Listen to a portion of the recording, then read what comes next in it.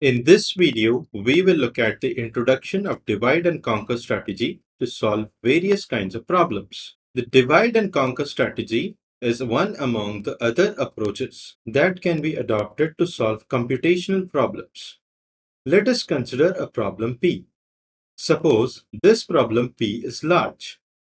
Then, according to divide and conquer approach, this large problem P can be broken into smaller subproblems such as P1, P2, P3, so on till Pk, that is k subproblems.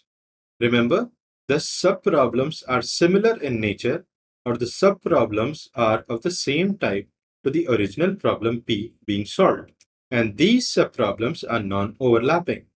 For example, if the problem P is to sort the elements, then smaller subproblems must also solve the same problem of sorting, but on smaller subset of elements. So always remember, in divide and conquer approach, the large problem P is broken down into smaller subproblems of same type. Then these subproblems can be individually solved to get their solutions. That is, S1 is the solution for subproblem P1, S2 is the solution for subproblem P2, and so on till Sk, which is the solution for the subproblem Pk.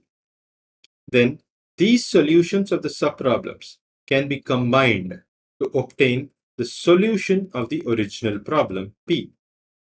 Therefore, in divide and conquer strategy, if the original problem is large, then break the original problem into subproblems of similar type.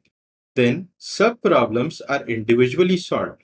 And finally, the solutions of the subproblems are combined to get the solution for the original problem. Suppose the subproblem is also large. Then again apply the divide and conquer strategy on the subproblem to break the subproblem into sub-subproblems. Then obtain the solution to the sub-subproblems and combine the solution of the sub-subproblems to get the solution to the subproblem. Therefore, the divide and conquer approach is a recursive strategy to solve a problem. Actually, the divide and conquer approach uses recursion to break the larger problem into smaller subproblems until a solution to a smaller subproblem is found, and then combine the solution to get the solution to the original problem.